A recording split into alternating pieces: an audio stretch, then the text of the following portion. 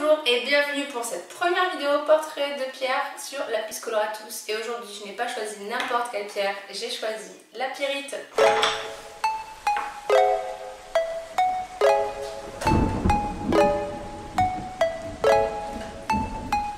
Pourquoi j'ai choisi la pyrite aujourd'hui? Parce que c'est la toute première pierre que j'ai aimée, même quand je n'y connaissais rien, même quand je ne savais pas qu'elles avaient des vertus. La première fois que je suis rentrée dans une boutique de pierre et que j'en ai aimé une, c'était la pyrite. Et j'imagine que je me suis fait avoir comme bien d'autres par son éclat magnifique et doré. Il faut dire que c'est une pierre qu'on a nommée l'or des fous, parce qu'à l'époque où on allait, il y avait les chercheurs d'or en fait, quand les chercheurs d'or tomber sur cette pierre, penser être tombé sur des filons d'or, et en fait ce n'était que de la pyrite qui est beaucoup moins précieuse que l'or puisque les gisements sont beaucoup plus nombreux. Alors portrait de cette pierre, c'est un bisulfure de fer, sa dureté est de 6 à 6,5 et son système cristallin est cubique. Donc ça je vais vous montrer de plus près.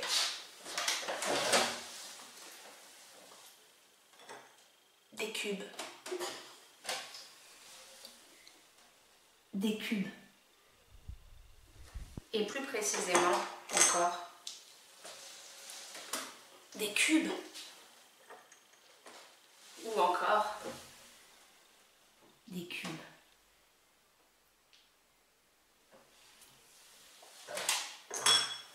Le fait que son système cristallin soit cubique lui confère en fait des vertus de donner un petit peu de rigueur, de la structure à la façon de penser, et moi j'en ai beaucoup besoin. C'est peut-être aussi pour ça que j'aime beaucoup cette pierre.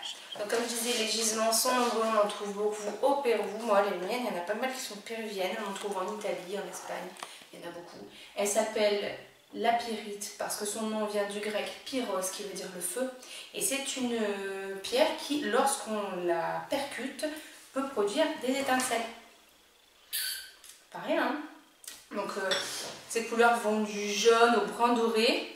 J'en ai déjà vu qui étaient un tout petit peu plus argentées également. On la purifie à l'eau distillée et on la recherche au soleil. Surtout pas de sel. Il paraît également qu'on peut la recharger à la lumière des flammes.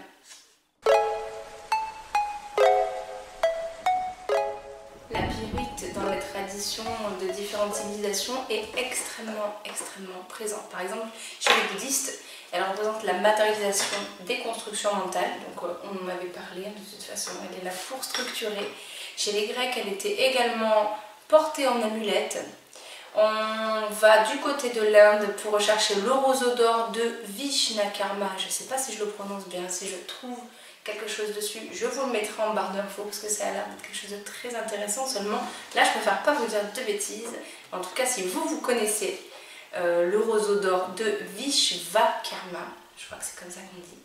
Si vous connaissez, je veux bien que vous me disiez un petit peu ce que vous avez en tête. Elle servait également, cette pyrite, à la fabrication de miroirs chez les Incas.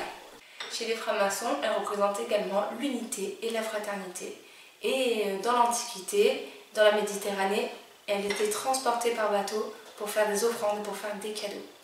Également, la pyrite représente les noces de fer, les 41 ans de mariage. Offrez une pyrite à votre bien-aimé et ou eux si ça fait 41 ans que vous êtes mariés. Sur un plan purement physique, bien que moi je n'ai pas encore vraiment expérimenté de vertus physiques des pierres, mais beaucoup plus des vertus spirituelles et mentales et émotionnelles.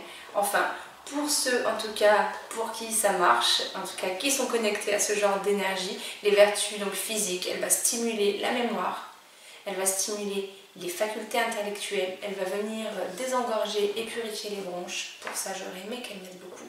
Elle lutte également contre l'anémie, parce qu'elle est vraiment constituée de fer, et du coup, si le fer peut passer la barrière de la peau, évidemment, ça va venir nous aider à lutter contre l'anémie, et du coup, ça va nous donner beaucoup plus de résistance à la fatigue, et bien sûr, beaucoup plus d'endurance pour le travail intellectuel.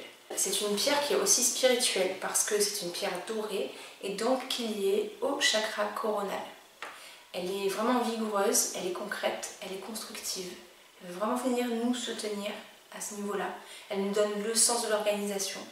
Elle va stimuler aussi nos capacités créatives. Moi, je l'utilise énormément dans ce sens-là pour l'organisation et pour les capacités créatives. Elle va nous donner confiance en moi, elle va nous donner... Confiance en moi? Non. Est-ce que j'étais un lapsus? Elle va nous donner confiance en nous.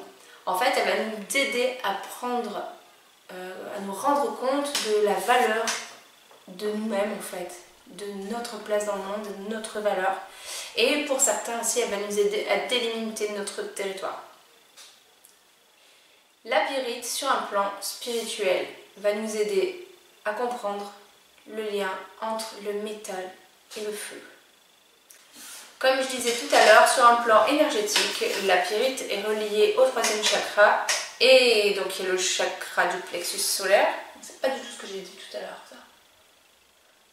N'importe quoi. Donc, comme je disais tout à l'heure, la pyrite est reliée au chakra du 3e œil, qui est le 6e chakra, qui se trouve entre vos 2 sourcils, et du coup qui va, par ce biais-là, stimuler tout ce qui est intellectuel et créatif. Elle est également liée au chakra du plexus solaire, Manipura, et ce chakra vient nous donner confiance en nous et vient nous aider à prendre notre place dans le monde et à rayonner. Dernière chose, Reynald George Bosquero, dans son livre, nous conseille aussi la pyrite pour certaines professions, les professions des bâtisseurs surtout, les architectes, tout ce qui est ingénieur en bâtiment, tout ce qui est le travail autour de la métallurgie, les gens qui vont venir souder, les gens qui vont travailler avec le feu, la fonderie, les pompiers également. En bref, la pyrite, au-delà d'être une superbe pierre, c'est une pierre aussi qui est utile sur plusieurs plans. En tout cas, si vous avez envie de l'utiliser en lithothérapie, vous verrez rapidement ses effets parce que, en tout cas là, elle parle de moi, je la trouve tellement belle et je place toutes mes intentions dedans, en tout cas, toutes les intentions positives que j'ai pu vous citer tout à l'heure, tout ce qu'on peut en retirer. Je vais placer ma confiance dans cette pierre et je vais peut-être me programmer à vivre ma journée mieux et dans le sens des choses que je me souhaite. Avec le soutien de cette pierre, en fait, qui va venir matérialiser tout simplement. Qui va venir être la forme concrète de ce que je souhaite m'apporter dans cette journée. Je vous donne un exemple très très simple en fait. Dans la vie de tous les jours, en ce moment, et bien depuis quelques années, je suis musicienne. J'ai la chance de pratiquer ce métier qui est un métier de passion. Mais c'est un métier aussi qui est difficile quand on est musicien, car comme beaucoup de professions créatives et indépendantes, on doit aussi trouver nos contrats nous-mêmes et tout seul. Et quand on est musicien, on n'est pas forcément un commercial. En tout cas, moi, ce n'est pas du tout le cas. Et j'ai besoin, pour soutenir ma profession, d'une pierre qui va m'aider et à être créative et à avoir une pensée structurée.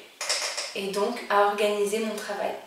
Je pense que pour ça, la pyrite est vraiment, vraiment la pierre qu'il me faut. Si vous aussi vous avez des expériences avec la pyrite, qu'elles soient positives, négatives, ou même si elle ne vous fait rien du tout, je veux le savoir. En fait, pour moi, la lithothérapie, elle ne s'apprend pas dans les livres, elle ne s'apprend pas que dans les livres, elle ne s'apprend pas que dans les stages et dans les formations, elle s'apprend surtout de manière empirique et avec les tests que vous allez faire. Donc moi, je fais les miens, et si vous faites les vôtres et que vous voulez bien partager votre expérience, et bien ça va venir enrichir aussi mes connaissances. Et moi, bien sûr, en échange, je vous livre mes expériences aussi. J'espère que cette vidéo, cette première vidéo portrait de pierre vous a plu. Je suis par avance désolée si j'ai été maladroite, mais j'ai essayé de faire le plus spontané que je pouvais, sachant que j'avais une caméra devant moi et qu'il fallait parler. Très difficile pour moi ce premier exercice, mais en tout cas, c'était surtout un plaisir de la préparer. Si vous avez envie que je parle d'une autre pierre prochainement, n'hésitez pas à me le dire en commentaire. Et en attendant, je vous laisse avec quelques images de cette jolie pyrite. À très très bientôt. N'oubliez pas de vous abonner et de mettre des pouces en l'air. Ça, c'est la Pierrite de ma belle-sœur. Magnifique.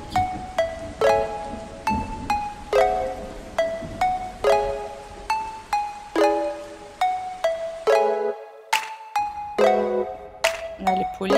Voilà, tout en bisous. Magnifique.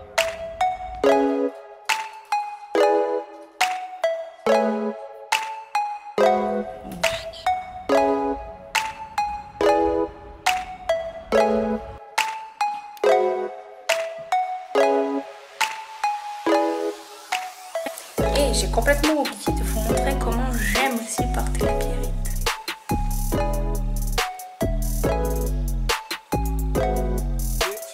Voilà la Pierrite en pointe, portée en pendentif.